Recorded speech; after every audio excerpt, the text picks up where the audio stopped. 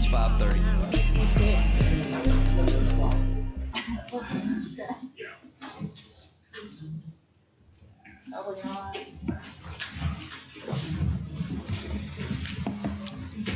All right, Ms. Ford, you ready to go? Dr. Johnson, you guys ready to go? All right. I'd like to call the meeting to order, please. Mrs. Ford, will you call the roll?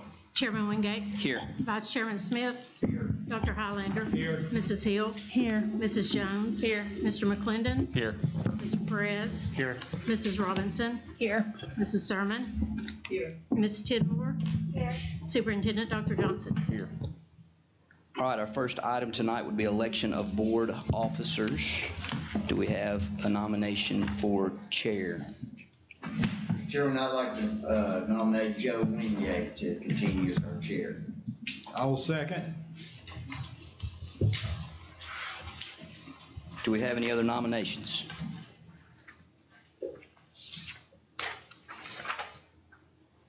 All right, Mr. Bennett, do we need to just confirm by affirmation here, or It would be appropriate to Go ahead and vote. The objection to accepting you as chair by acclamation.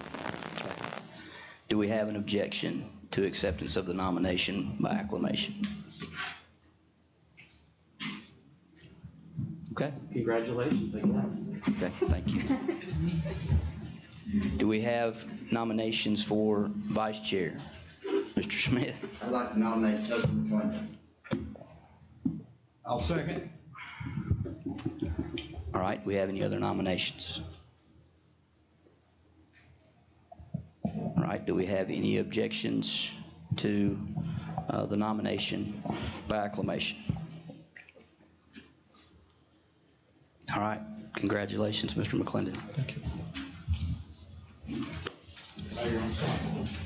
I'll just say before we move on, sir, what's that? I don't know that we need to right now, unless you just want to. That's up to Tubman. You want to switch? We're good. You keep your COVID over there. He'll keep his COVID over here. It'd take my body a minute. Well, thank you all for your confidence in me to lead, and I have appreciated being able to serve you guys, and I hope to continue to be able to do that, so thank you. All right, we have a couple of amendments here I'd like to read before we get approval here. We have an amendment to add delegations, so that would be between items Roman numeral 5 and Roman numeral 6. One delegation tonight, which would be Ms. Jeanette O'Markell. And then also a request to add item Roman numeral 9, which you have there before you under board matters, which would be the recommendation by Mr. Smith and Mrs. Robinson. Do we have a motion to approve the agenda? So moved. Second. Okay, Ms. Ford. Dr. Highlander. Yes. Mrs. Hill. Yes. Mrs. Jones. Yes. Mr. McClendon. Yes. Mr. Perez. Yes. Mrs. Robinson. Yes. Mr. Smith. Yes. Mrs. Thurman. Yes. Chairman Wingate. Yes. And I apologize for not asking this earlier, but we will stand to have the pledge. Do we have anyone here tonight that was lined up to do meditation? No. Okay. All right. Well, then let's stand. Have the pledge, please. Salute. I pledge allegiance to the flag of the United States of America and to the republic for which it stands, one nation, under God, indivisible, with liberty and justice for all.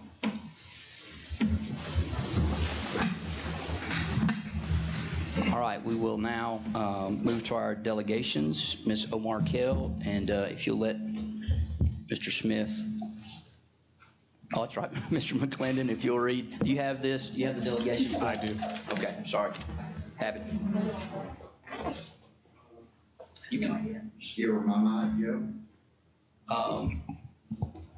That'll be fine. That'll be fine if you're all right with that. Wash your hands.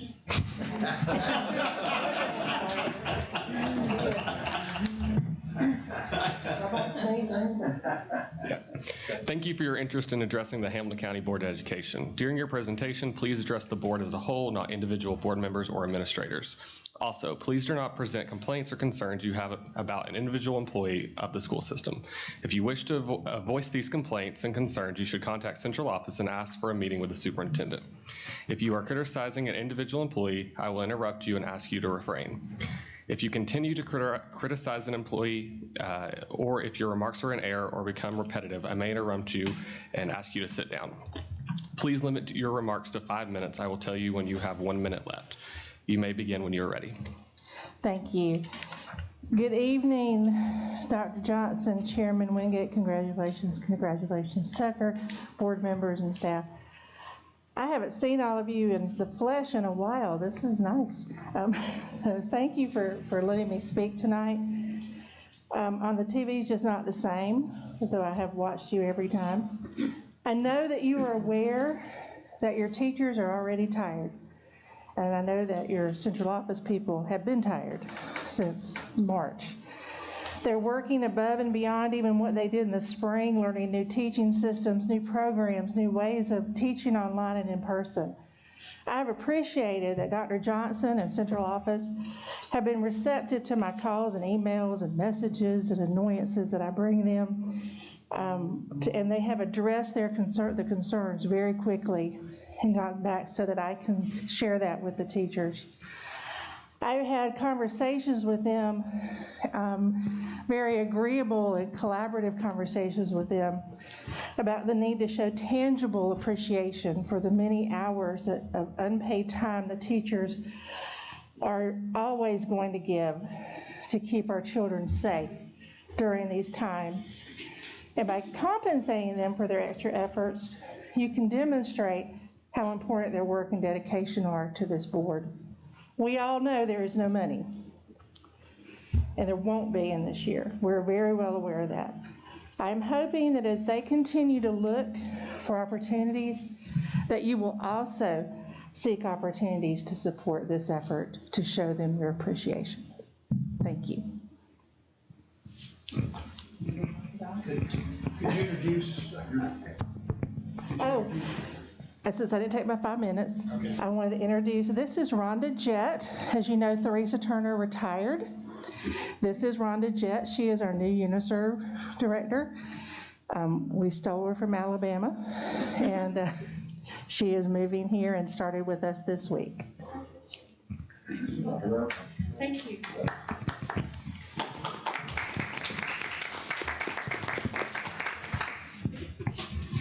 Okay, next we'll have a Future Ready update. Dr. Johnson, will you be handling that? Yeah, absolutely. So members of the board, obviously the last several months we've been deeply immersed in COVID-19. We'll remain deeply immersed in COVID-19 for the foreseeable future, but know it's important to update you on strategic plan. And so I messed with Keith Fogelman on the way over here because he had a little extra pep in his step today. This is his last board meeting, and I shared with him that we want him and Penny to present tonight. So Penny Murray obviously will be stepping into Keith's role, and I think Dr. Highlander said it well, has worked alongside Keith, and I've been in the system, also been in the private sector as well, so excited to have Penny. So I'll turn it over to Penny and Keith at this time to provide us an update on great teachers and great leaders. Dr. Johnson, could we just give him a round of applause and appreciation?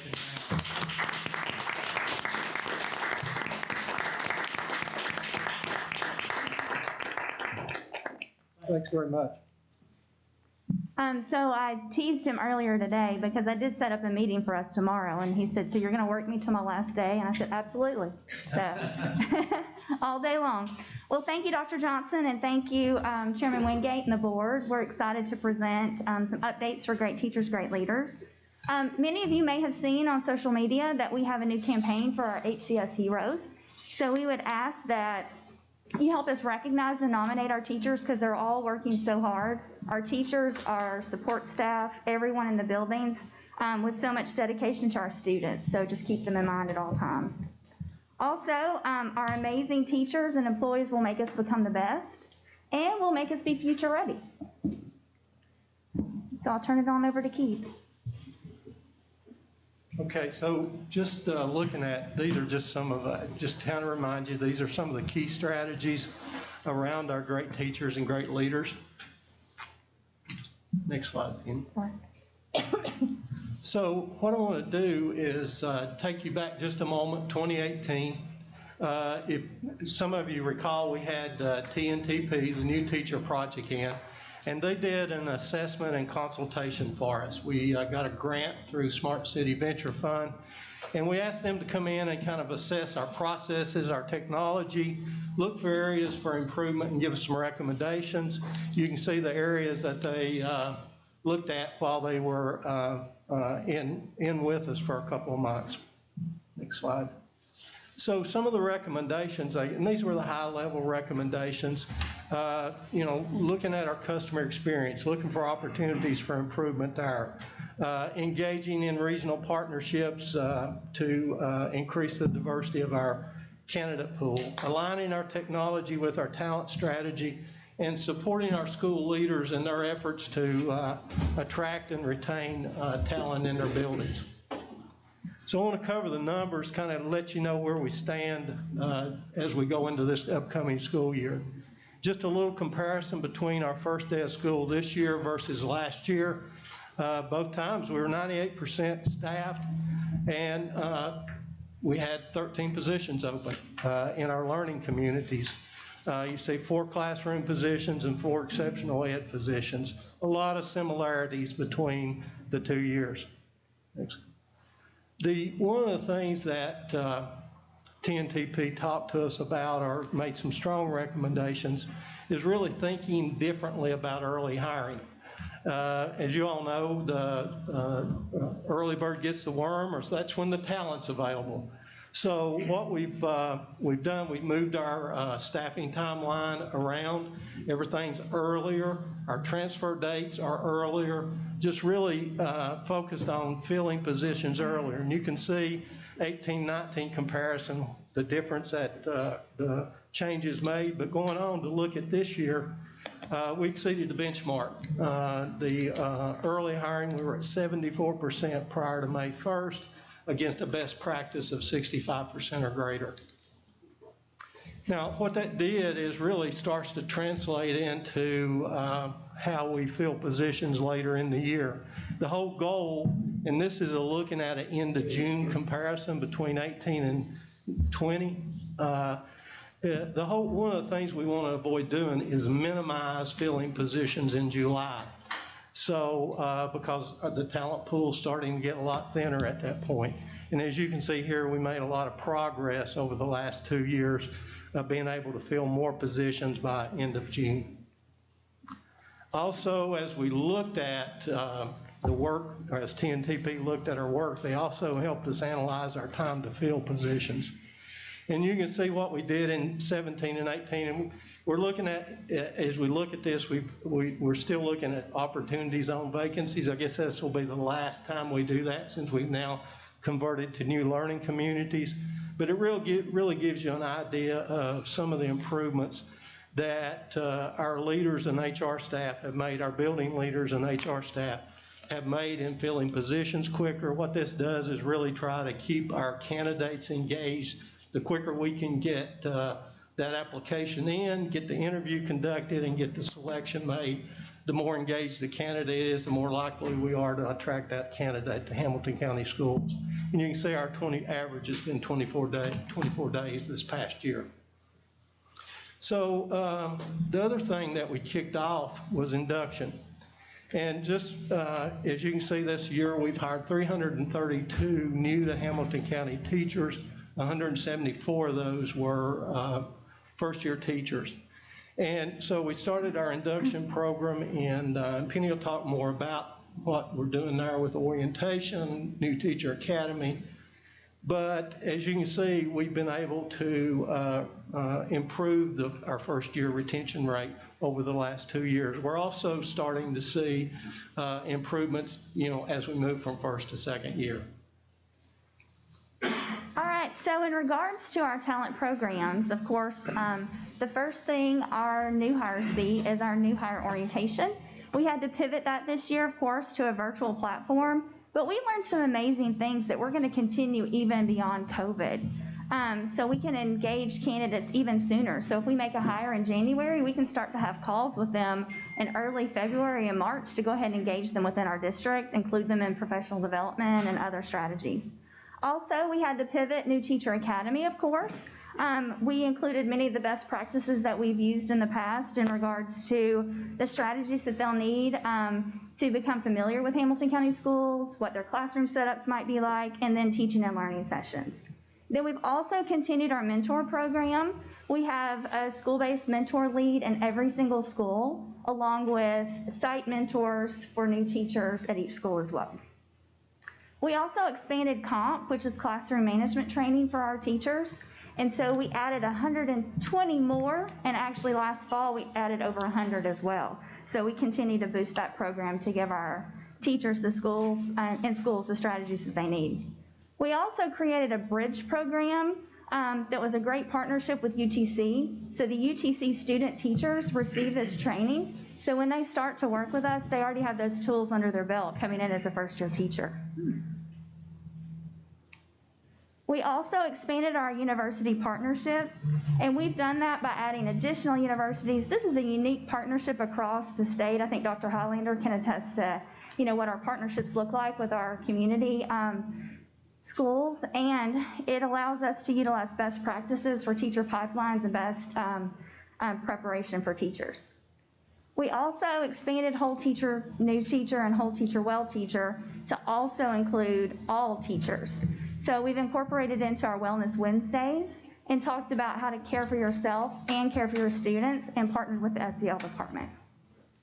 And we have also expanded a lot of benefit options for all employees. So all employees, regardless if they're benefits eligible or not, have access to telehealth, mental health services, and COVID testing. And then all of our benefit eligible employees have access to the clinics and many other discounts.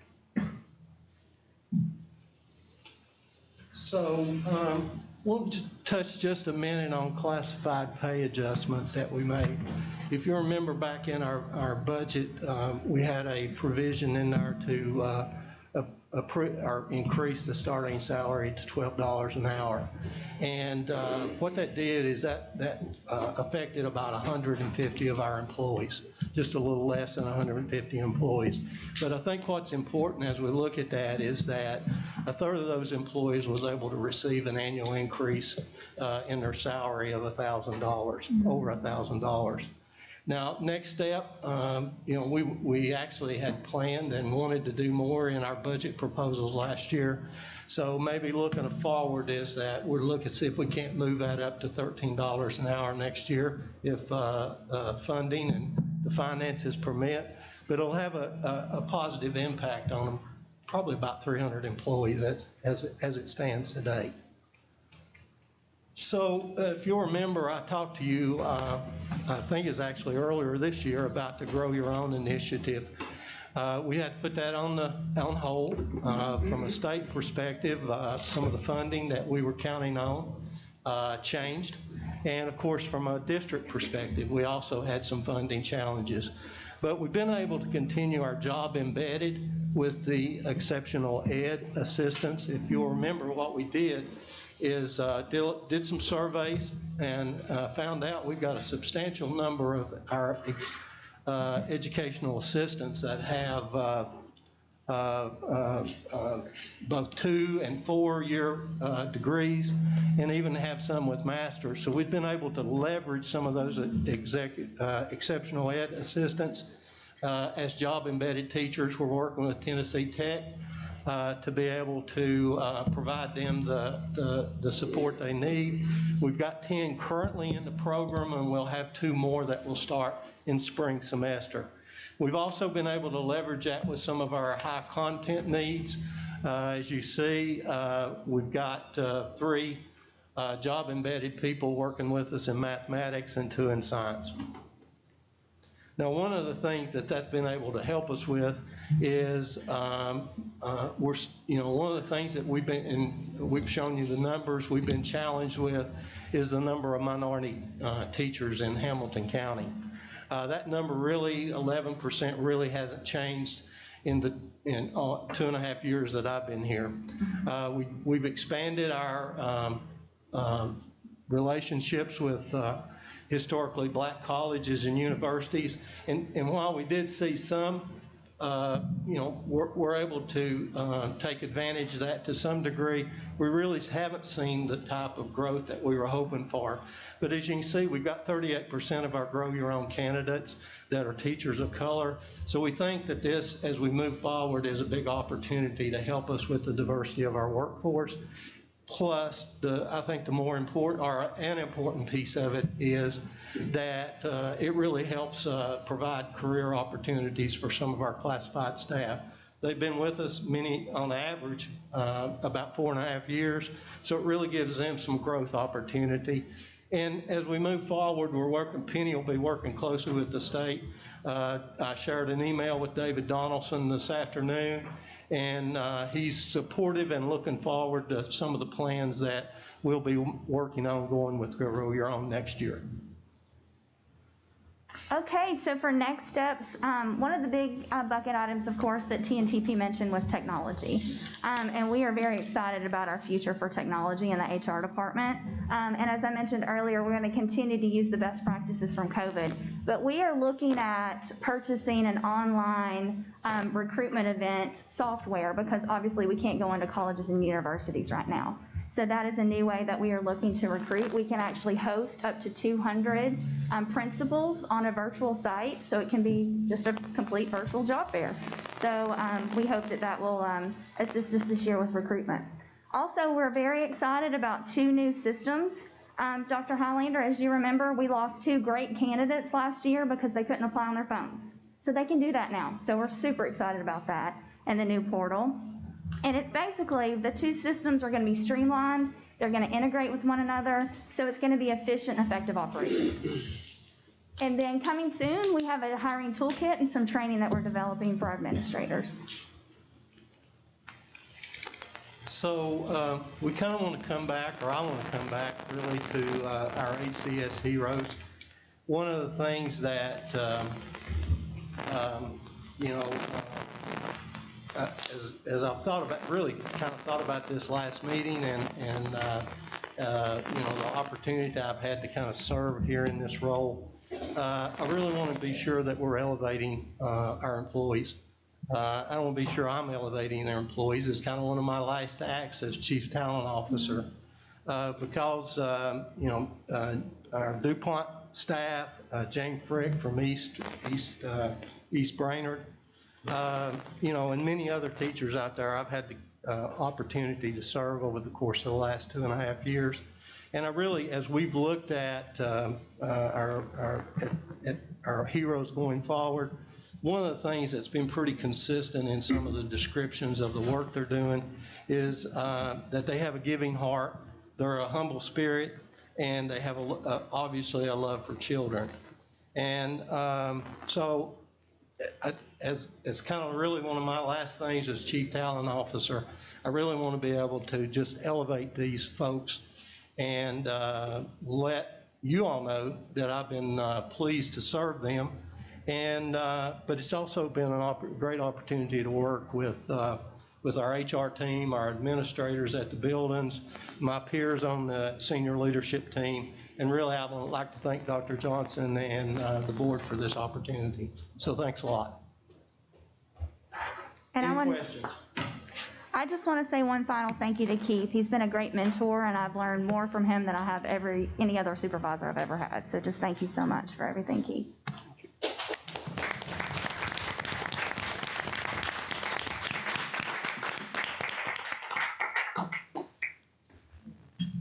Any questions, comments there? Go ahead, Mrs. Robinson. Keith, I just wanted to tell you that it's been an honor to work with you.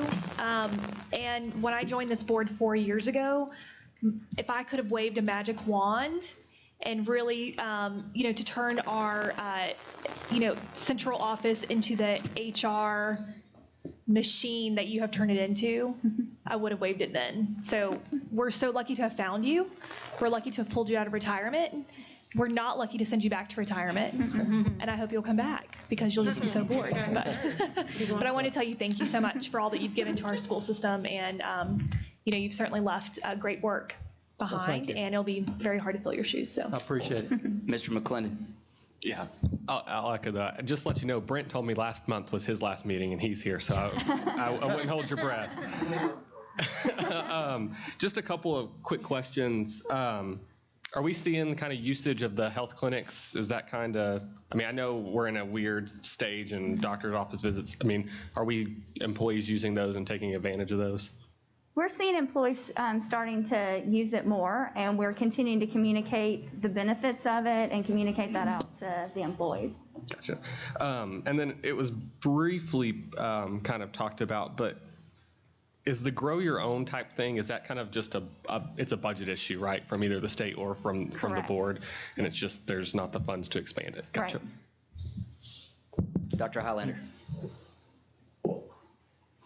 Thank you, Chairman Wingate.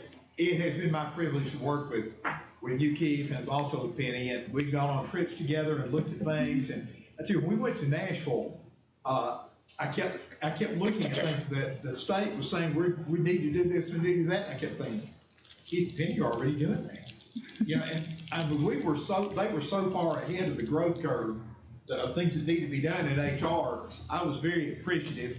And the two that Ms. Murray mentioned were two kids that I had talked to, young people, that they said, well, Dr. Hunter, we'd like to come. We tried, we couldn't get it on our iPhone. And so I talked to them, and boom, they put in a system and got it where, these are two great candidates. The top two graduates in education at Lee ended up going to Bradley County when they were interested in coming to us, but they fixed it. And you've been very attentive to meet the needs of the system, and please continue, Penny, and thank you, Keith, again. And it's been my privilege to work with you this last year. Thank you. 2 years. Mrs. Thurman? Yes, I'd like to thank you, Keith. You're taking care of just a whole lot of problems that we've had and we've seen in HR for a long time in Hamilton County. And I'm glad to have a skilled HR person there. You're taking care of a lot of little things that may be little things to us, but they were big things for employees. And I truly appreciate it, all of your work and all of your diligence. One quick question, Teach for America, where are we with that? So we've got 15, I believe that's right, 15. 15, I forget what they call them now, but we got 15 teachers. Core members. And we've got them assigned in, our Midtown, former Opportunity Zone schools. All right, thank you again. Thank you. Mr. Smith? Keith, thank you. I just echo what everybody else says. Now, I've run into you many times out different places at dinner time, and you didn't buy my dinner. So I was kind of thinking maybe you were going to buy mine. We really appreciate you, and you're going to be missed, but I know we've got somebody that's going to step right up. Keith, can you speak to any thoughts or anything y'all may be seeing in regards to your current recruitment and how maybe prospective teachers might be responding in reference to COVID, because today might not be the best time to be a school teacher, So I'm just wondering are you seeing any effect of that? Well, we're starting to recruit and think about the recruiting season coming up, and we've had several virtual recruitment events online with universities. And the university students are very excited, and we have a lot of student teachers in our buildings right now, and we've deemed our student teachers as essential workers because we need their help and assistance, and so they've all been very excited and wanting to go into school. So I do think that, depending on how this proceeds or goes, how much longer, we had 25 teachers from out of state. Now, I don't know, that there is some potential that it could impact some of the recruitment that we're doing out of state. But we're trying to compensate for that with what we're doing virtually. What about retention? Do you have any concern about retention as it has related to COVID? So in regards to retention from COVID, we did see our retention numbers go up. We had fewer teachers leave this year as did last year at the very same time. Actually 63 less between May and August. And I think it's that a lot of people, it's uncertain times, right? So they're afraid to move. The transfers that people are having in and out of state, I don't think that's occurring as often. And then our partners around us and other school systems aren't really hiring because they're in budget situations as well. So, we have been able to retain more teachers this year. Mrs. Jones. I just want to tell Keith, thank you for everything that you've done, I should say, for us since you've been here. I know when I came onto the board, we had a different set of leadership, and I can see and experience and have heard rave reviews about the work that our HR department has done under your leadership. And I know personally several people who applied for jobs prior to and didn't, and under your leadership, they have been able to get jobs. I don't know what the difference was, but maybe it was just the HR expertise. I don't know. But I want to say thank you for that, and I trust that Penny will continue the movement. She's awesome as well. So I'm just really excited for Penny coming in, but we hate to see you go. Thank you. Mrs. Hill. Keith, I've expressed to you already, and I'll say it again on the mic, just how much I value what you have done for Hamilton County Schools, and it feels to me like it was a calling for you to be here, and you have walked that road faithfully. Demonstrates how a well-qualified person in a very small amount of time can have a tremendous impact, and we will miss you. I have a couple questions. Rhonda and I were on the same wavelength about Teach for America. I'd like to ask a follow-up question about that. We discussed at length that Teach for America, bringing them on was going to help us fill gaps and make sure that every child had a teacher. And yet it looks as though in the Opportunity Zone schools, we still have about the same number of open classrooms as we did prior to Teach for America. So help me understand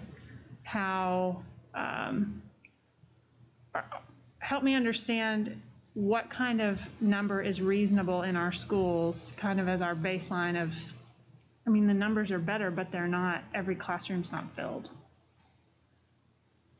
So I'm wondering if 100% is not a reasonable expectation in a school system of our size.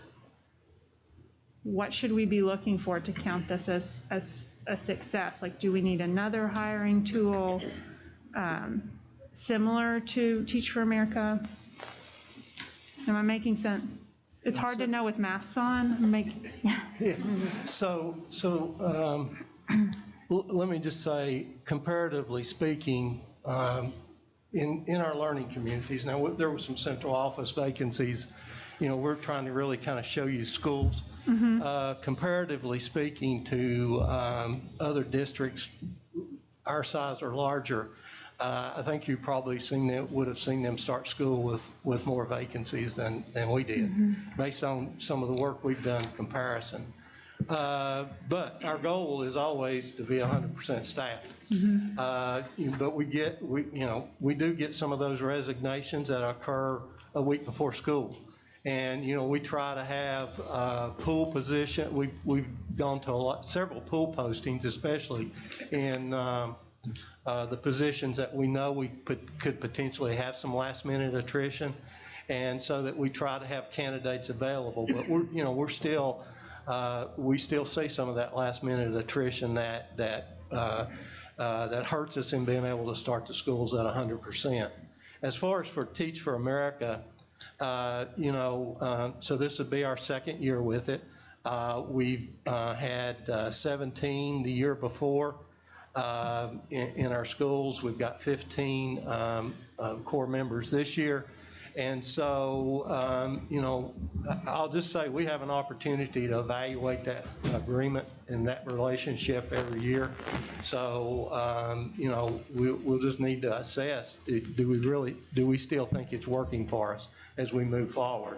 But so far, they've been, and we've been able to, I don't know the number right off the top of my head of the 17, but we have been able to retain for a large portion of that 17 for the second year. And of course, there's penalties to the candidate or to the core member if they don't stay with us. Okay. And we didn't have our TN Ready testing last year.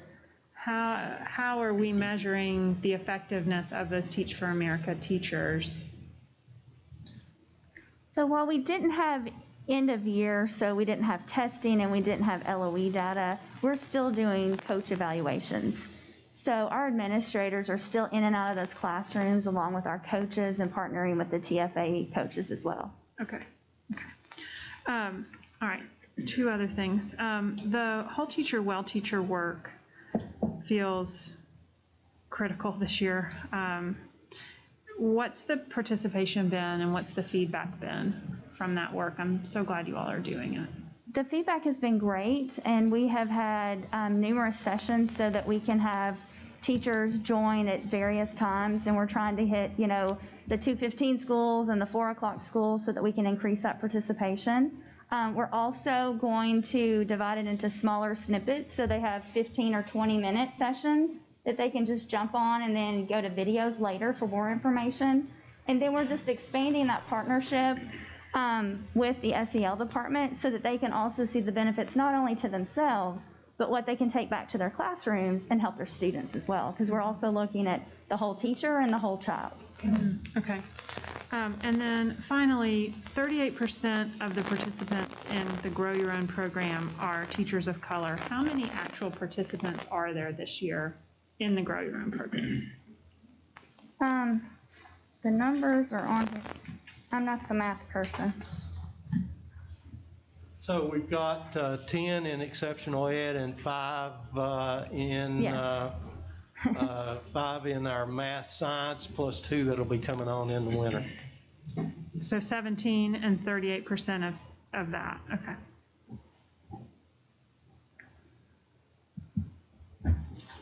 Helpful to know what, it's a drop.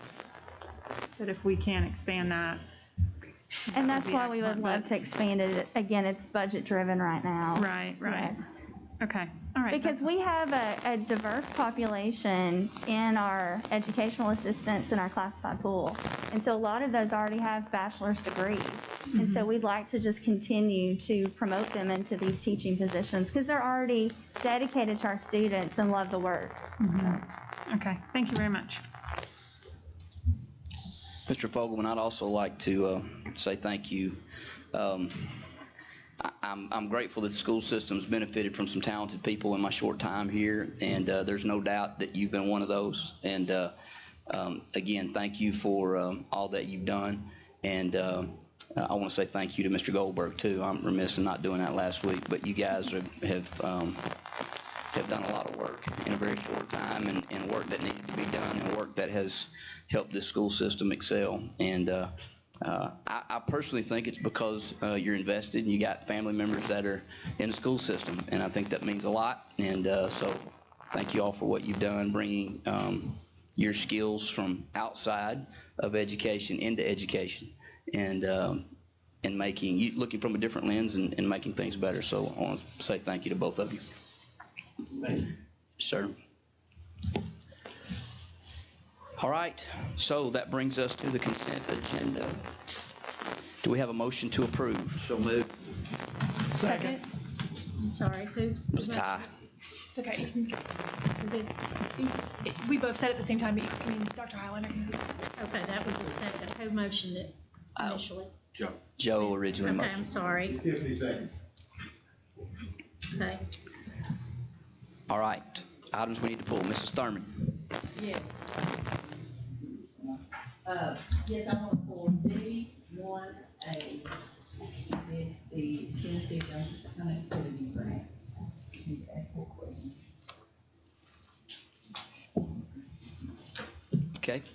else? All right, I think we're ready, Mrs. Ford. Dr. Highlander. Yes. Mrs. Hill. Yes. Mrs. Jones. Yes. Mr. McClendon. Yes. Mr. Perez. Yes. Mrs. Robinson. Yes. Mr. Smith. Yes. Mrs. Thurman. Yes. Chairman Wingate. Yes. Okay, Mrs. Thurman. Yes, this grant, I think we're just now applying for it. It's like $150 per household, I think, $2.5 million grant.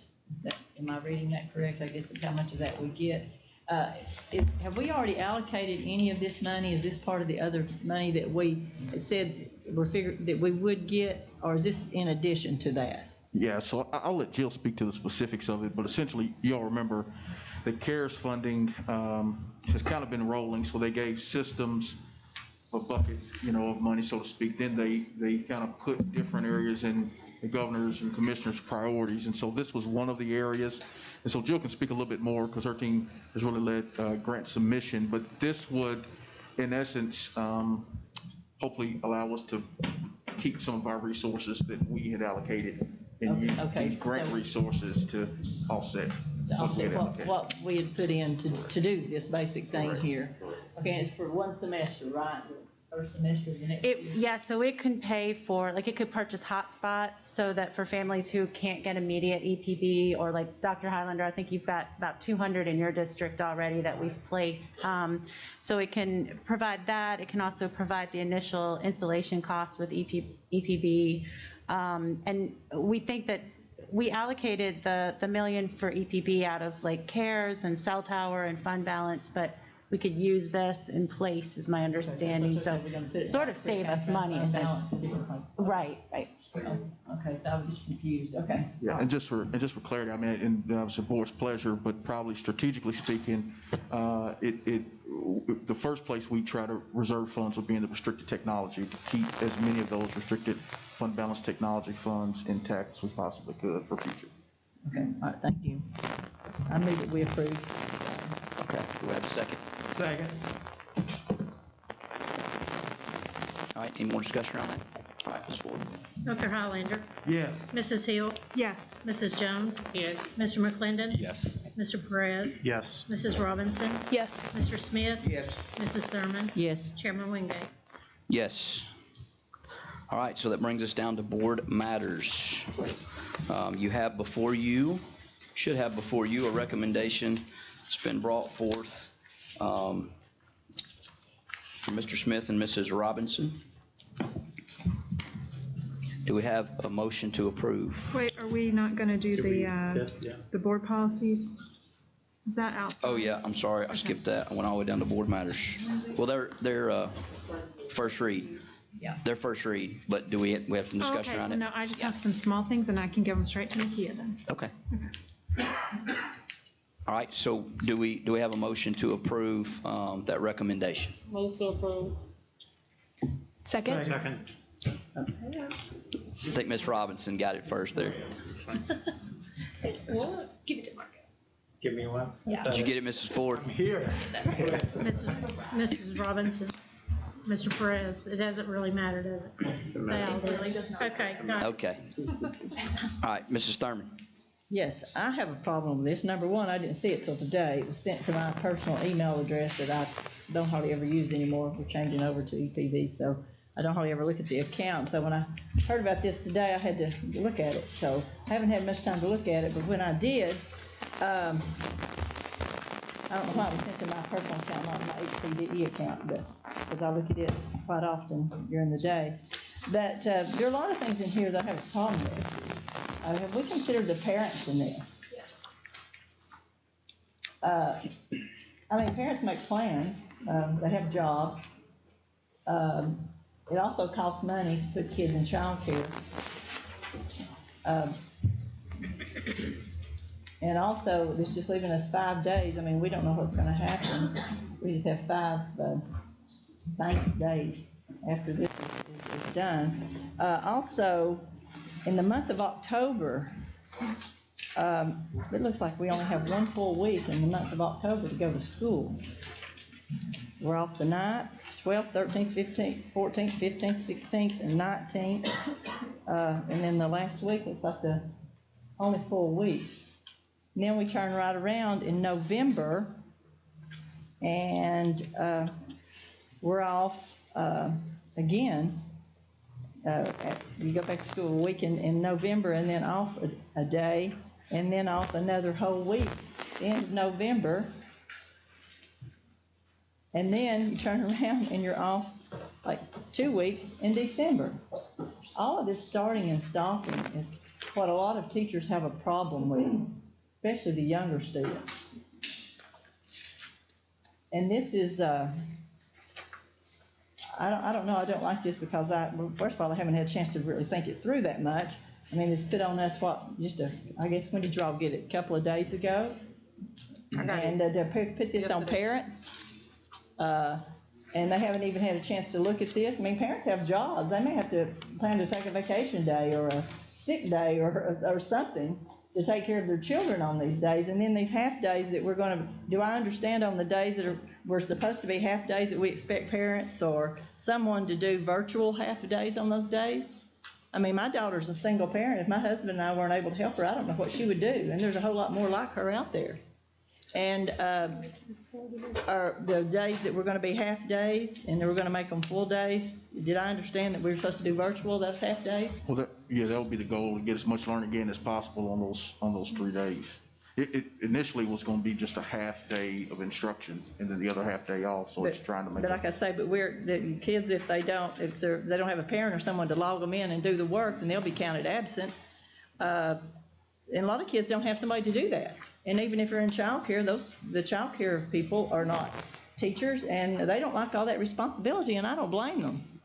I mean, believe it or not, but some of the people who have been the hardest on the childcare workers have been teachers.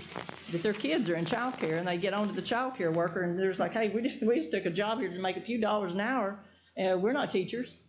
Now, that's been a lot of responsibility on them as well. And like I say, and plus parents have to pay for childcare for that time. So, I'm just against this. I mean, this is just next month that we're going to start doing this. I mean, I know teachers are tired, but so are parents. Parents are really tired too. Some of them are just now getting back to work, and they don't have any days built up because a lot of them had to take their vacation days while they were off for the COVID, while they were shut down. They had to take vacation days, and they don't have any vacation days left. So I just don't like springing things like this on a parent. Just like it's just not good, I think. And in my opinion, I am just not for this at all. Dr. Highlander. Ms. Thurman has a valid point about parents, and I understand that. I will say this from the teacher's perspective. A lot of our teachers are doing dual roles. They're teaching both in the classroom and virtually, and it is killing them. I mean, it really is. And so they're just worn out. I'm not sure what the answer is. One thing I've advocated earlier, and maybe we might ought to look at again, is if hypothetically, if they don't have enough, say, first graders in the school to have a teacher that is dedicated to virtual teaching, since they're on a curriculum map, that at the end of the semester, they should be at approximately the same place. You could combine, say, if there are three first graders that want to do it at Orchard Knob, and there are 5 at Barger, and there are 7. You could combine several classes and commit one teacher to that. That would be much easier on it. It would be a logistical nightmare to set it up initially, and it would be hard. It could be done. But we do need to do something to relieve our people that are doing double and triple duty right now. And I certainly see what Ms. Thurman's saying. It's really hard on families. It's really hard, and I understand that. It's also hard on the teachers. Are going to be so worn down, they're not going to be able to do anything if we don't give them some kind of relief. So it's a mixed bag, but thank you. Mrs. Jones.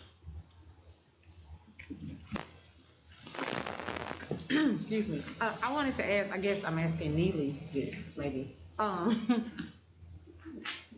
know what what has been communicated to me from teachers in my area and friends that I have that are teachers. But what is kind of the general consensus around needing these needing this time. I'm all in support of a mental health day or self-care, so I get that. And I know that parents need that as well, and the kids need that as well. I mean, it's a lot, period, point blank and period. But I just am wondering, what are the teachers saying? Because I know what I'm hearing, and I think it will be beneficial, but I want to make sure that that's not just coming from one specific area. Right. So we know that this is new territory. This is, when I have to sometimes remind myself back to where this even started. And we have 15,000 families that, number one, we would not have wanted to lose those families because they had options. They still have options, and we don't neglect that ever. And so that we would not lose that many of our customers, to be quite frank, we had to come up with a reasonable solution. And at home was one of the pieces of information that parents shared with us. And this is, as each of you just shared, it's brand new territory. We've really only been in school about 13 days today, full time. Right. And every day we're open, we build equity and we get better at what we're doing. However, we do have some schools where, like, say for instance, if you only have 2 teachers on a team, or your numbers are just a little bit too high, it makes the staffing very unique. We have some schools that have done a pure model where this many teachers teach in person and this many teachers teach at home. And we've done extensive, this week we've really devoted to at home, studying it, trying to get down to the bottom of the issues so that we can, is it training? Is it planning? Jeanette can tell you we spent time with her on the phone. We've listened. We've explored the learning pod concept, but it is extremely, just having to stand up at home took a lot of our resources to this point. We continue to explore the learning pod, and we're not done exploring that yet. But what I'm hearing from teachers, to get to your point, is they feel like they're essentially having to plan to execute teaching to two type of school settings. The in-person setting or the at-home setting. We've heard from some parents that if teachers are teaching both, just turning on a camera is not enough. They need more engagement time, and vice versa. Some have said it's not enough engagement time. So we're trying to balance that right now, and we continue to come back to the drawing board. The pod concept is not something we've totally done away with. It does take a lot of execution, and almost it's in some capacity reassignment, and I don't know that our staff would want to do that, but we're not giving up on it yet. We want this to be excellent. That's what we want to be, the best, but that's what we're hearing so far. A survey is also getting ready to be deployed, and we are beginning to do teacher groups, PLCs, among our at-home teachers so that they'll get unique support as well, but so far that's what I'm hearing. Okay, and then I guess to go with this is the board or Dr. Johnson, or I don't know. But maybe we know what the teachers are saying. We know what the parents are saying. We know what they say social to us. But is it something where maybe we should pull them? I mean, I don't know, survey to see if this will be of an inconvenience or if it will actually give them a break. I know everybody pretty much that's connected to me says, I hate Canvas, this is stupid, or I need my kid back in the building, I can't do this, or I need a break because my kid's teacher is trying to teach me. I've heard a lot. So I guess I'm just trying to figure out if we're able to do that, it would give a little more time maybe to think for us to have a clearer picture on what that would look like, if it's going to be conducive for everybody. And for the board members who I got it kind of late too, but for the board members who haven't had enough time, I guess, to think it through, that gives them opportunity for them too. I don't know if that's something we could look at. For me, the social worker in me is just like self-care, a break, mental health, give it to them. That's me. But I understand if others, because I got it late too. I didn't get it until yesterday. So I was accidentally left off. So I'm just saying maybe that's the way to look at it from all ends, so that we're not addressing what some teachers have expressed to us, we're trying to get a better gauge, I guess. It gives us time to get a better gauge on what that looks like. But I know these days are coming up, so that does kind of make it time sensitive. But I mean, I don't know. All right, Mr. Perez? So we just went through the Future Ready update, and one of the questions that was asked was retention.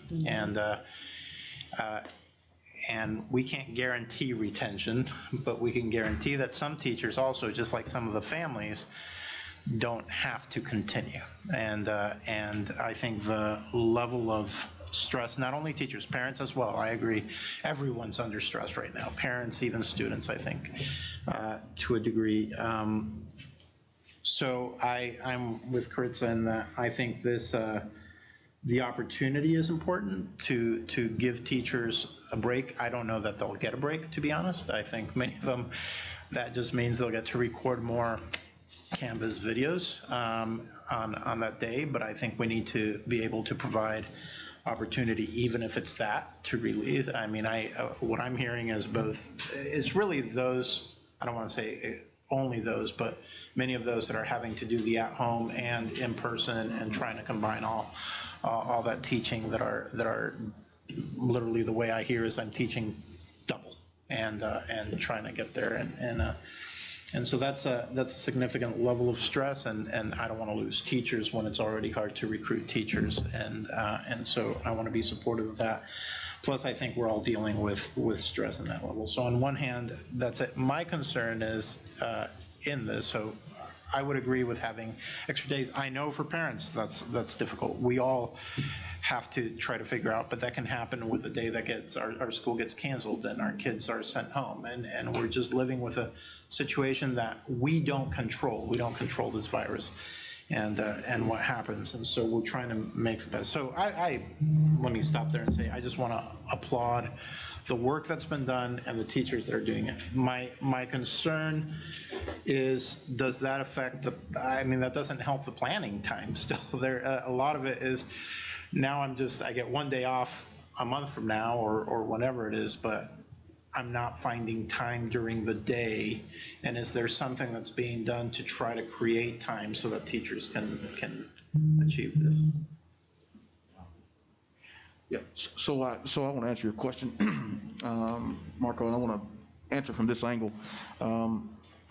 I've had the privilege of going to probably a little over 30 schools now and seeing firsthand what teachers are doing, and seeing those instances where the staffing is such, and it's not just the staffing, it's the makeup of the number of students that are in at home, that they can purely schedule an at-home teacher, and how they're navigating that new world. And then, schools where they don't have that luxury because of numbers or whatever the case is, and you've got teachers trying to balance both.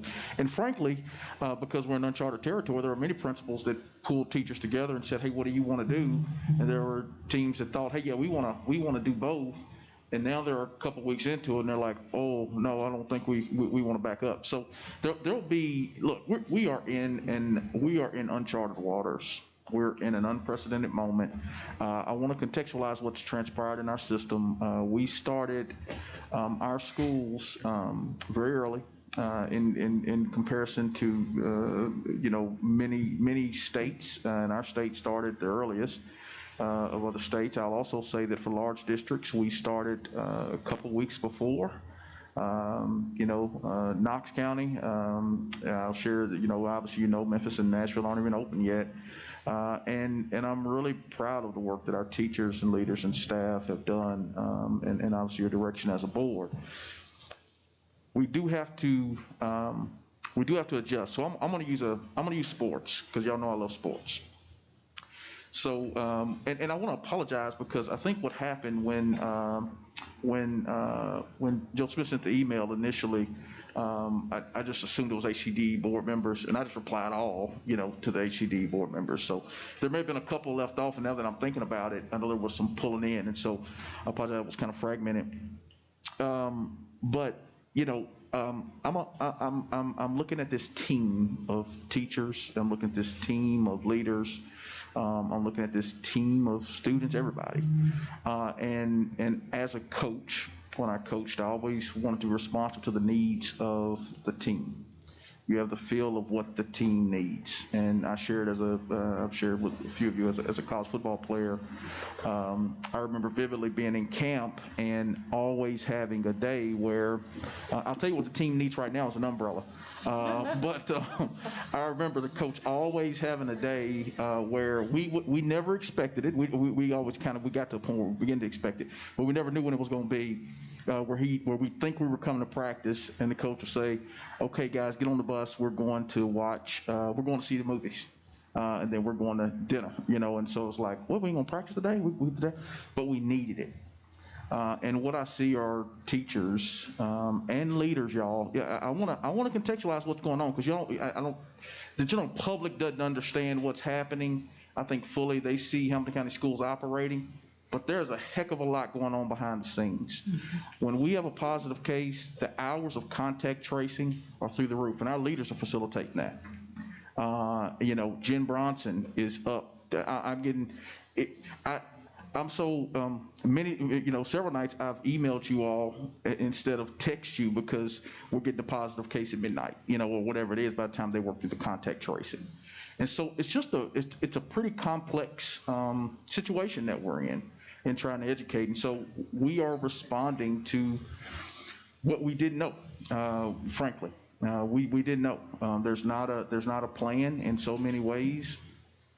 Folks have looked to us for our plan, whether it be our dashboard, whether it be the way in which we've tried to open school, whether it be our approach, like people have looked to us across the state, candidly, in many other counties across the nation. And so, this is me as a coach looking at our team of teachers and our team of leaders, even our students, saying, hey, where can we find those moments of reprieve that we can offer? So to answer your planning question about during the day, I'll be very frank, I don't know what we can do. I'll just call it what it is. I don't principals and teachers, like we're trying to figure out everything we can do to offer more time of planning during the day. But this is essentially saying, really what this is saying is, teachers and leaders, we see you. I see you. I've gone, I was at, I don't say it was a McConnell last week, and I'm passing teachers that are pushing carts to class, lunch carts, not just classroom carts. Like they're going to the cafeteria, they're picking up lunches, they're bringing them back to classes so that we can reduce the number of students in classrooms. There's just a lot of nuances and intricacies that are going on in schools that it's not the norm, and I hope it doesn't stay the norm. But I also want to say this to you all as a school board, and this will be my last bit on it. I really don't know when this will end, and so we have to continue to be responsive. And as many things are set in stone, this is also a season to step back off of things that are set in stone and say, what do we need to do to respond to our people? And I agree. I'm a parent of a student, and even I'm sitting here thinking about it. I don't know. My wife and I work, and so I don't know what we're going to do. We got to figure it out.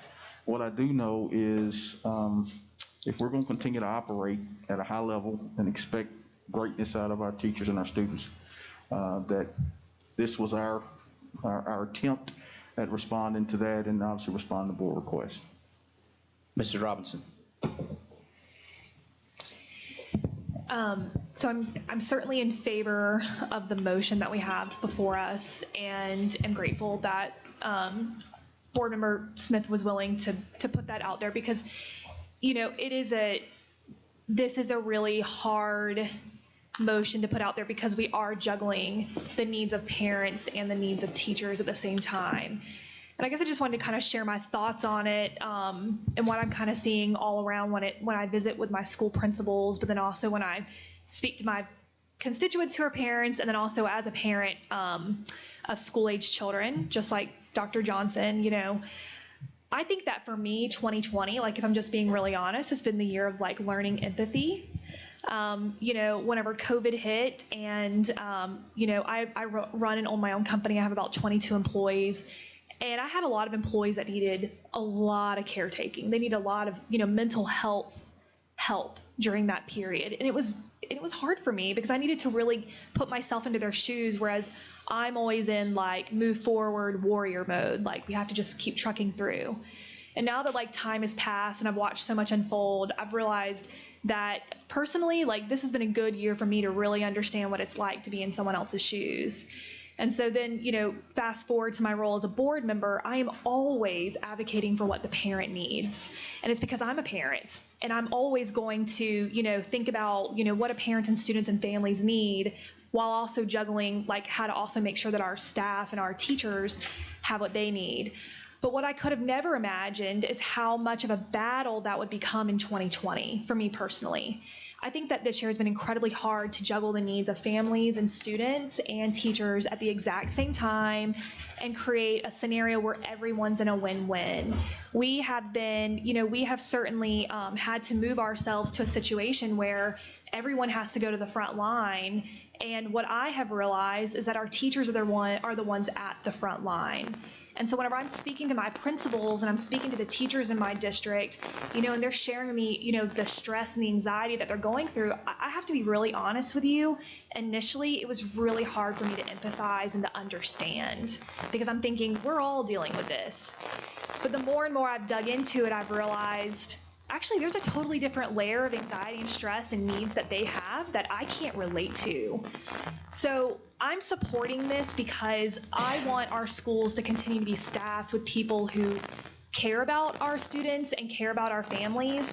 But more importantly, we have really developed great talent, and that's so much to the work of the HR department and Dr. Johnson's leadership and the administrative team. And I don't want us to take 5 steps backwards because of the crisis of 2020, which is COVID. And so, I think that building in these days for planning and mental health is honestly like the bare minimum that we could do. I think that if there was so much more that we could do and could afford, I would love to do it. And right now, this feels like the best win that we could give our teachers.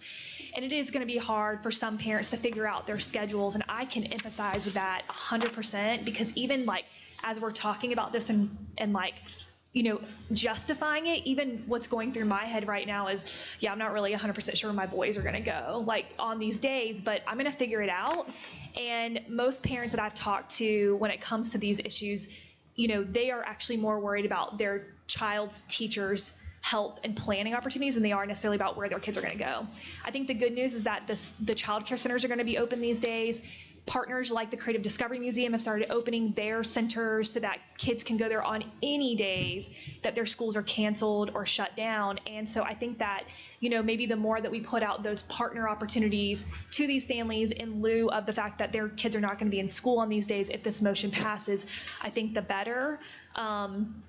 I think to Mr. Prez's point that, how do they really start creating more planning time right now? I don't know that answer, but I do think that, the first day that school would be out on this plan is far enough in advance where most families can come up with a plan. And, I just empathize with both parties, but right now I feel like I really need to protect our staff. I think that that's what my job is today. So. Mrs. Thurman. I think it's funny the way this is all framed. So if you vote against this, you're voting against teachers. You don't like teachers. You hate teachers. Everything's bad. And I assure you that's not where I'm coming from. I'm just saying that, I'm just talking about you, Dr. Johnson, this is the way we can reward them and do all this. I appreciate their work. But here again, Tiffany, you have a husband. You can afford childcare. My daughter has a mother and a father who help her. And not everybody has that. You're absolutely right. Not everybody has that. Matter of fact, I would say that probably a whole lot more don't. So, when I put myself in, and I see them, I have them for customers, so I know. I have nieces, and all they have children. So those are the people I'm looking out for, and I think that's who I'm supposed to represent. When we first agreed to do this HCS at home, I was quite surprised because I think we even talked about some of the teachers were doing double duty, and we decided to go ahead and do it anyway. So we kind of knew, or I guess the administration kind of knew what they were going to be asking teachers to do. I didn't know how they were going to do it anyway, but we went ahead and voted to do it. And you ask about the parents. The parents don't know this. I got a phone call this afternoon about it. Matter of fact, one of the news stations did a story about it, from what I understand. So this is the first time some parents heard about it was right before this meeting. because we have not publicized this, we've not put it out, so no parents know. So how do we know how parents feel about it? Because they're probably hearing about it right now for the first time. Just a whole lot of people are. And it's funny that we go out and we have all these meetings and ask parents how they feel about everything in the world, except something like this is really going to affect them. You know, like I say, I just don't like doing things like this to parents. I don't care if it's 1 day, 2 days, or 10 days. It's a problem for parents who work to find childcare for their children. And maybe they've worked to take half a day, maybe they've already planned to take half a day off to take care of their kids. I don't know. We have 43,000 kids. I don't know what parents plan to do. But I just don't like springing something like this on them at the last minute. I mean, I realize that teachers are dealing with a lot of things. And that, like I say, this is nothing against the teachers. This is just somebody has to speak up for the parents because those are our customers, and they are who pay our salary. They're who pays your salary. They're who pays everybody's salary. And they didn't ask for any of this either. It's not the teacher's fault. Well, it's certainly not the parents' fault either. And I'm wondering about the students. All of this starting and stopping, it's kind of like a mouse running on a wheel, you know, and stop. And then you run again, and then you stop. And then you run again, and then you stop. And this is all, I mean, my grandson is just all over the map about, you know, you close the school, you open the school, and then the parents, too, are already dealing with some of their schools have already been closed down for a week.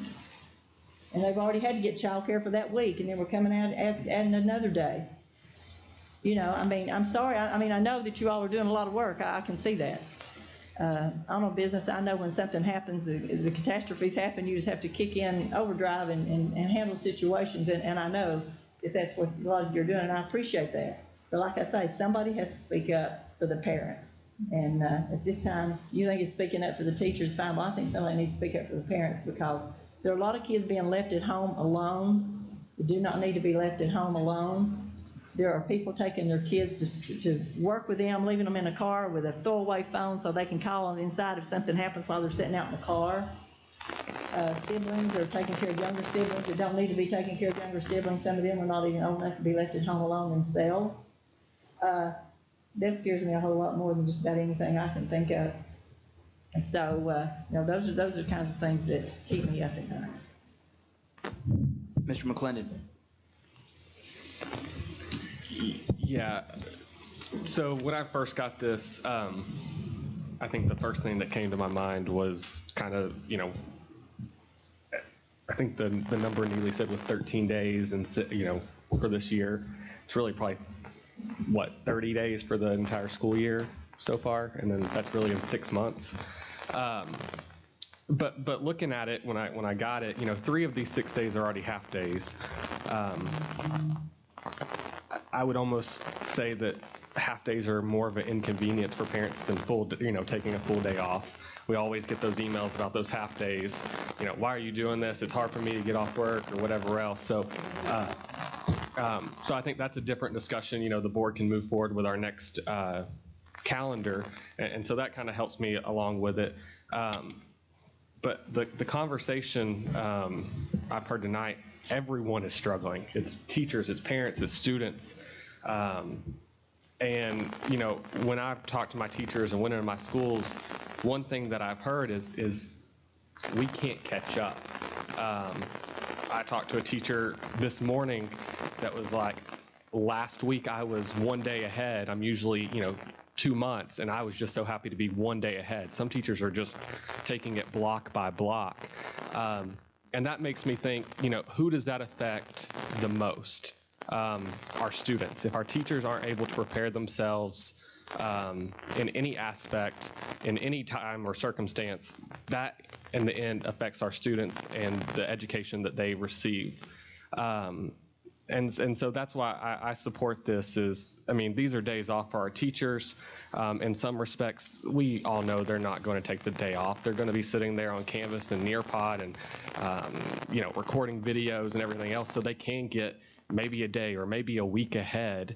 And at the end, that's going to make their classes run more smooth. And their students are going to be more engaged with their teachers because their teachers aren't trying to make sure that they have everything working and properly. And so this teacher and parent discussion and everything else, it's you know, I get we have so many groups that we represent, but I think at the end of the day, Dr. Johnson kind of stole my analogy. I'm just glad it was a Notre Dame analogy. But I mean, last month or 2 months, we were commending the administration for opening schools. We as a board wanted to open schools. If we would have had, frankly, the easy way out, what Nashville and Memphis are doing, we wouldn't have this problem. But we've had our kids in school learning, and sometimes you have to make those halftime adjustments. You have to go in the locker room and say, okay, what's working, what's not working. And I think this is part of it. And I think there's other aspects that we have to look at. You know, I think Dr. Highlander brought up a great point, and just kind of make changes as we go. I just wish everybody would think everyone is struggling right now. We're in unprecedented times, uncharted waters. I think the word grace that the district has really put out there, there's a lot of grace, and I get, you know, parents don't have that opportunity sometimes. They need childcare. We'll have childcare sites open. It's a hardship on them. But I think using these half days is what kind of put me, you know, on getting on board with this. And also as part of the stockpile days, sorry students, but I mean, snow days might be a thing of the past, and those stockpile days might not, you know, be the most effective use of those days, as everyone can just shift classrooms on to Canvas or Nearpod or Zoom. And so, you know, I think we as a board really have to, you know, look, are we using our stockpile days in the most effective, operational way? And that kind of helps me, and I think this is a good step in the direction of using those days. But with that, yeah. Mr. Smith. Well, boy, a lot of good discussion, good dialogue. I absolutely support this, and for a number of different reasons. Over the last 3 weeks, I've spent more time with teachers and in the schools than I ever have. And it's because my wife and I started this little virtual learning program, so I'm having to interface a lot with teachers. And everybody, including Rhonda, I heard you loud and clear say how much you appreciate the teachers. You'd have heard it loud and clear earlier if you'd called me back. So we all His phone went dead. we all appreciate the teachers. You was fussing at me then. That was my phone went dead. We all appreciate the teachers, and I mean I'm blown away at what I see them do every day. It's nothing short of amazing. And the term adjustment has been said several times, and man, everybody's having to adjust. And do we have the perfect answer? I don't know that we do. I don't know if this is the perfect answer, but man, we all of us just have this fundamental need of hope. We need hope. All of us need hope. And let me tell you something. I asked Keith the question a while ago, and I probably didn't ask the question correctly. My fear is that if this continues, and Dr. Johnson said it, nobody knows how long this is going to go on. My fear is that retention number is going to nosedive. That's my fear. And that was kind of the question I was trying to get to, Keith, and I just didn't ask it very well. Again, an athlete has got to have time to recover. If you're going to compete at the top levels. Well, teachers, if they're going to be at their top level, they got to recover. They got to have rest. They got to have hope. And Rhonda, I hear you. It is going to be, parents are going to have to make adjustments. The one positive thing about this is we talked. It was mentioned that last minute. Well, the first date that this would affect would be October the 9th. Am I reading this correctly? So that gives a little bit of time for parents to make some adjustments that they need to make. But let me tell you, our teachers are warriors, man. I've never seen nothing like it, every one of them. And I don't know how they're doing it. And my fear is that if we don't help them, by doing something like this, we're gonna start losing them. That scares me. So I'm absolutely gonna support this. Mrs. Thurman. Yeah, I'm gonna give you some hope. When are we gonna get in phase 4? That's what I'm hoping for. Yeah. I mean, I'm serious. That's what I'm hoping for. I'm not looking back, I'm looking ahead. And maybe the half days, I've always hated half days. They've been wasted days. I don't know why we can't put 2 half days together, give a whole day off sometimes the teachers need, whatever they need. I hate half days. And so it may be a good thing. I just don't like this, bringing this on parents at the last minute. I just hate doing this to people. Like I say, it's not that I'm, if we'd have done this earlier, maybe, I don't know. But like I say, I just don't like springing these things on parents at the last minute, and just, because, like I say, sometimes I just like to get their input, and we may get some more of their input after this is over with, I don't know. But it's about the virtual school on those half days. If kids will be counted absent, correct, if they're not on virtual those half days. Some parents don't have anybody to put their kids on virtual. Yeah. If you were just gonna say, well, the kids are off too, that's one thing, but then that would get into their 180 days, am I correct?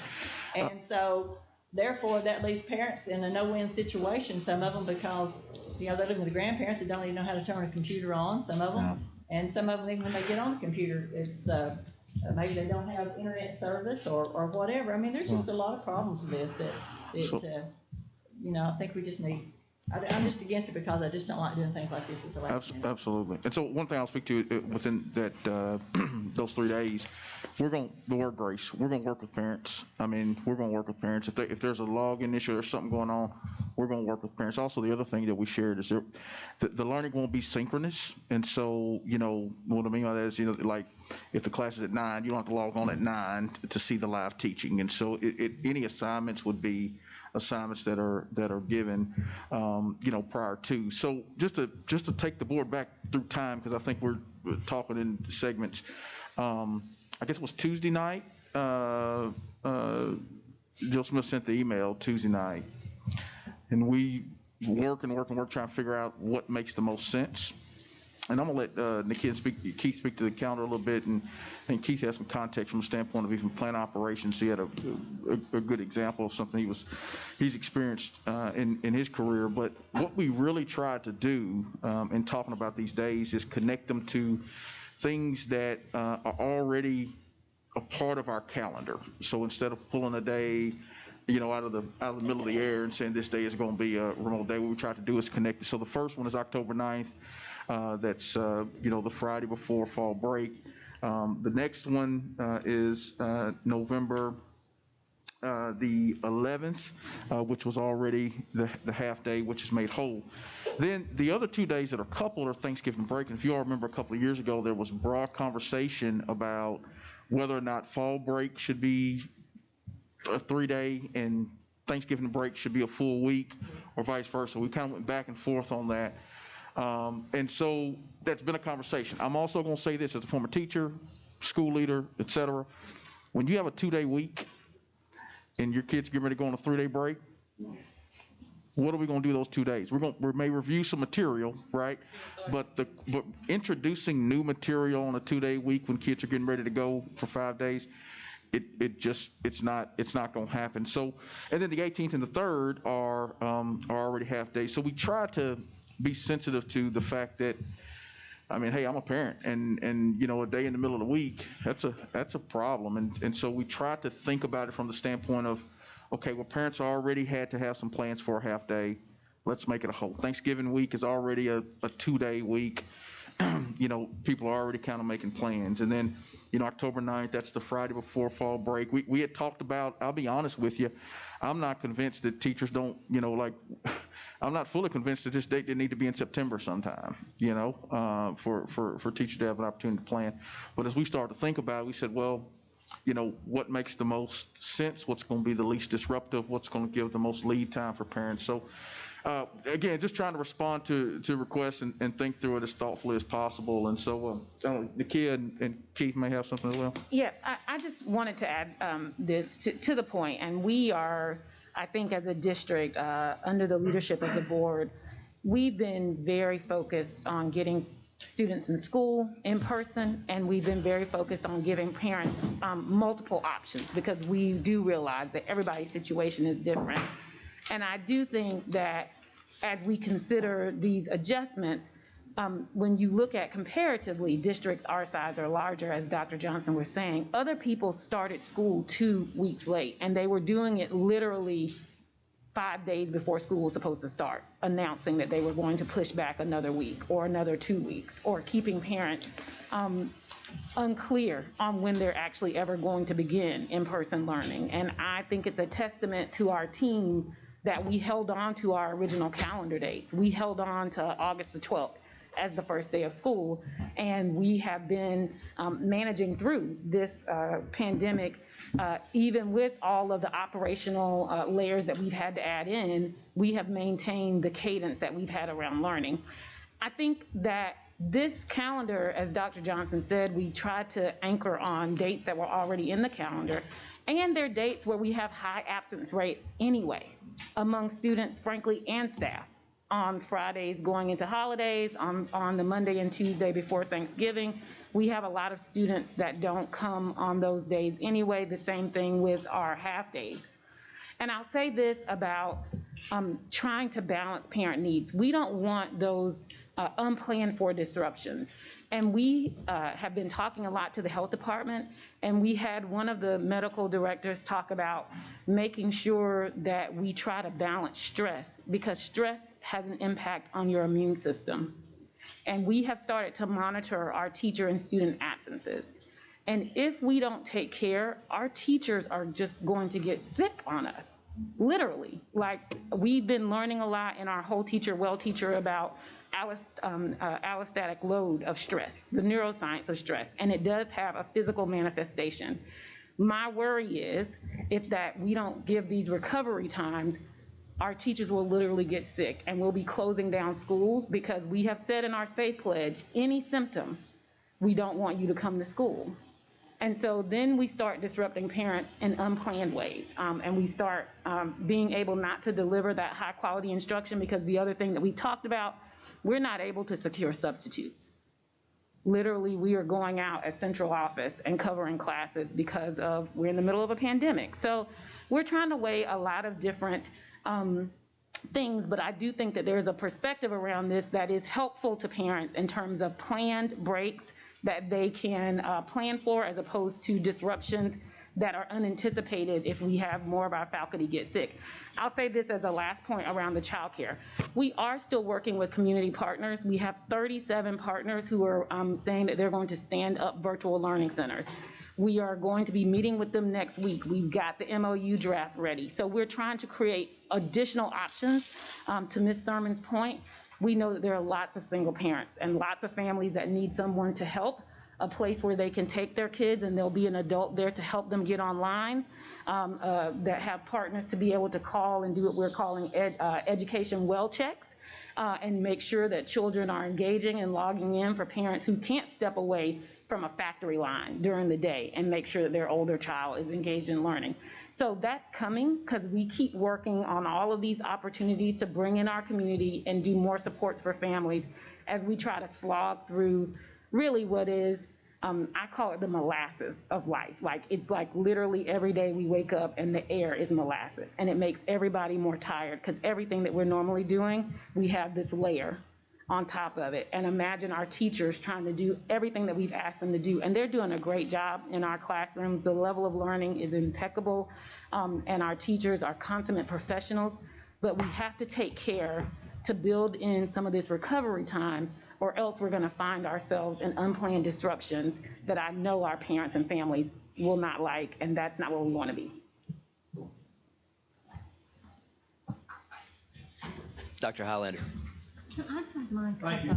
I will say this, of the days that we could have picked, the 3 half days and the days before vacations, I mean, there are a high percentage of families that take off the day before vacations. And I have griped about the lack of learning that's done on the half days. I mean, my 40-something years in the classroom, I am concerned that we're losing time in the classroom, but if we're gonna lose it, I think you picked probably the 5 best days that you could have picked. I will say that we need not to penalize these children that can't get online. I'm gonna say that these families and these children that can't get online, or they don't have a responsible adult that can get them, they do not need to suffer an absence for that. I'm not sure how to do it. I know many years ago, we voted an extra, I don't know if anyone's been around long enough to remember, I think it's 15 or 30 minutes a day, we added the school day to build in these 13 days. And so we already had those days built in, that was the time, the number of hours that were done, and they've been pretty much used for in-service for the most part for the last few years. But I think it's positive to do this. We do need to give the parents as much as possible opportunity. Because, I mean, I agree with Ms. Thurman. These parents, many of these parents are really hurting. They really, but so are the teachers and so are the kids. So it is a dilemma. It is, but I will say, of the 5 days you chose, I don't think I could have picked any 5 better. And I think you all, as a team, did well on that. But I do want to advocate that we cannot penalize kids and parents' absentees when they can't cover the online learning on those days. Mrs. Hill. A word that is coming to my mind as we have this conversation is sustainability. The reality that Brian pointed out to us that COVID is likely going to be here for quite some time. A word that's coming to mind for me as we talk about this is sustainability. Brian has pointed out that COVID is going to be with us for quite some time, and these dates only go through February. So I'd encourage our staff to consider what is the sustainable way to approach our second semester. This, Tiffany has said in earlier meetings how this is a lot like, I think you said, building a rocket ship while actually flying in the rocket ship. And this feels like that rocket ship recommendation. So when we make the decision, if we vote this in, to wait until February to adjust our next school year calendar, I'd like us to be much more intentional about seeking out parent and teacher input on that calendar. When we looked at our calendar this last time, we recognized that we were using, I think, data that was about 3 years old. We're in a new moment and our needs are different. I would recommend that the HCS staff lead that discussion in a way similar to the way that with the task force for reopening, you all looked at what are appropriate options for us to consider that will keep us focused on student achievement and working toward our strategic goals. So in the same way, to consider our calendar, and I personally am very open to it looking quite different than it has in the past. It's interesting to hear board members and staff members talking about how many people are absent on half days, how many people are absent on short weeks, how much we get done, because as we talk about the calendar, we say those very same things, but then we continue to vote through a calendar that is set up in that way. So some reflection on that and thoughtful action steps forward, I think, are appropriate right now in a moment when everything is very different. Another thing that I'm noticing in this conversation, Rhonda and Steve have really teed us up for our equity conversation tomorrow. They have pointed out that every family, every child comes to their school with a unique set of circumstances. And Steve has said multiple times we shouldn't penalize children who cannot get online. I would suggest, Steve, that the penalty for a child, whether they're absent or not, is less the penalty than the penalty of not actually being able to access the teaching for the day. That in fact negatively impacts the child more than the number of days that they get on their attendance chart. So I'm really thankful that you all are bringing up these points, that we have children who face a lot of challenges before they ever even open their eyes in the morning. to get ready to come to school.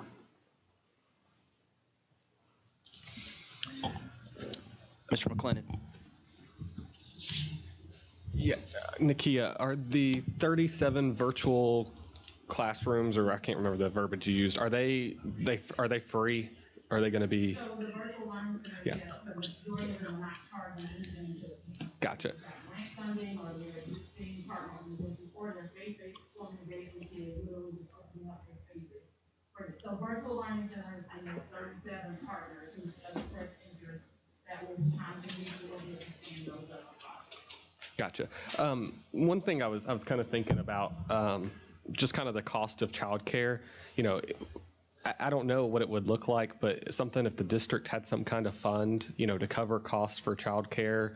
You know, if people wanted to donate, or nonprofits or whoever, you know, if I know we're standing up the foundation, like if that's a vehicle for that, you know, if a kid can't pay I don't know, I think it's $10, $15, $20, you know, a day, that it's not prohibitive of parents, you know, sending their kids to one of our child care facilities. I'm gonna bounce that idea from me right over to Jill. You bounce it to me, I'm bouncing it over to Jill. Yeah, but yeah, absolutely. I think it's something for us to look at. And I think the YFD is getting ready to stand up centers as well. They're opening up their centers for virtual learning centers as well. So, let's just be frank, one of the real challenges we have right now, and it's not isolated to us. I was talking to another superintendent earlier today, and one of the real challenges that people are experiencing right now, school systems are experiencing right now, is parents chose at home or virtual, and that's all districts have, most districts have offered some kind of option to parents. But getting those students to log in and do what they're supposed to be doing is a whole different story. I think DeMarco brought it up on Monday night. And so, you know, children need an adult that's going to hold them accountable and push them through and support them, et cetera. And so these virtual learning centers will help immensely, because I think, to the point, one of the things that is kind of disturbing is, you know, some families that have selected HCS at home or virtual options, they need the on-campus experience. And so now you're, you know, 3 or 4 weeks into the semester, and Johnny's not hadn't logged in. And so a lot of our principals, you know, and again, we gave them their own accountability, and I know that's what Jill Smith got set up. You know, we gave principals the autonomy to say, you know, hey, I'm going to start strategically bringing some of the students back as I can. But that creates another challenge operationally, because now I got more kids in the building. So I'm going to tell you, it's a web, but absolutely know that it's a need, and I think as far as child care, we'll look at that as well. Mr. Chairman, I'd like to make a motion that we accept the recommendation from our staff to tweak the calendar. All right, you're not talking about what's in front of us right now. What's in front of us right now, yes. I'm making that motion. So you want we accept that? Don't we have to vote on it? We've already got a motion and a second. Okay, I'm sorry. I apologize. Yeah. I'm calling for the question then. I'm gonna let Mr. Perez speak, and then we'll call for the vote. So I'll be very short, but to what you said and what Mrs. Hill said, one, I commend us as a county to move forward and you know, do what nobody has done in other places or waited to. That's great. I just want to make sure that beyond calendar issues, we are also looking to see what's not working, i.e. parents whose children are not connecting are losing education, and that is worse than they didn't get the mark on their you know, progress card. So that we are doing the work so that whether it's next semester or earlier, if we can, we catch up these students. And also reduce whatever it is that's, you know, my concern with this, as I expressed, was that it will help, but the stress is still there. There's still, teachers are still trying to juggle more than they're used to. And so whatever we can learn in the process, as we were building the rocket ship while it was flying, maybe we had the wrong design, right? So I trust that we're doing that, and I know a lot of work is going into that, but that's my point. Only thing I would say, Mr. Chairman, is there's actually a survey going out, HCS at Home survey in the next, yeah. We've been looking at the draft of the survey. There'll be a survey going out specifically to HCS at Home families within the next week, too, because we're trying to tweak. Thank you.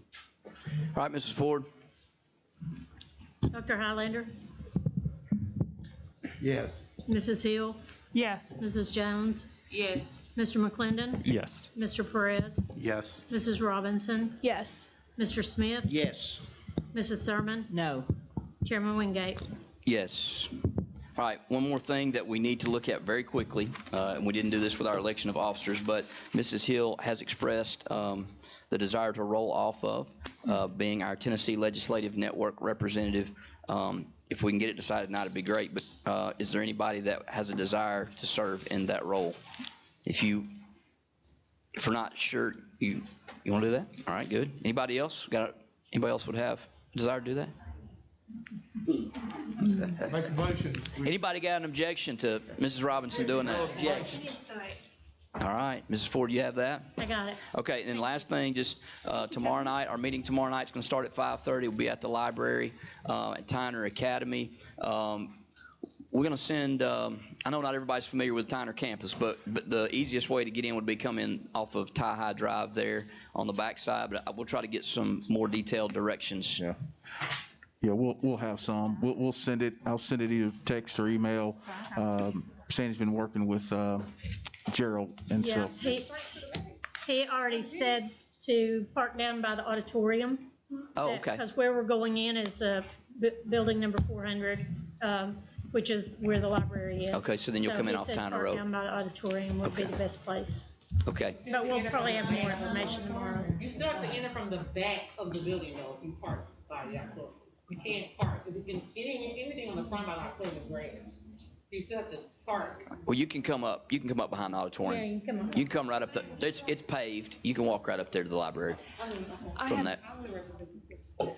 That's right. So we're going to be meeting during like my prime time eating time. So are we bringing our own dinner? What are we doing? I'll let Dr. Johnson answer that. Dr. Johnson. So hold on. Okay. Hold on. I will text you my order. Let me just say now, my job is to make sure we're efficient and effective and fiscally responsible. That's and fine. So you ask these folks how many meals we have, and they'll tell you. I'm happy to bring We Taco feed Bell like them. party packs or something. I do think though there will be some snacks and such that are there, and we may be able to scrape up enough to get some sandwiches. We'll let take care of it. you're also just got honored as the designee for hospitality tomorrow night too. So you get with Mr. Armando's for me. Done. I'll take care of it. I'm taking care of it. All right.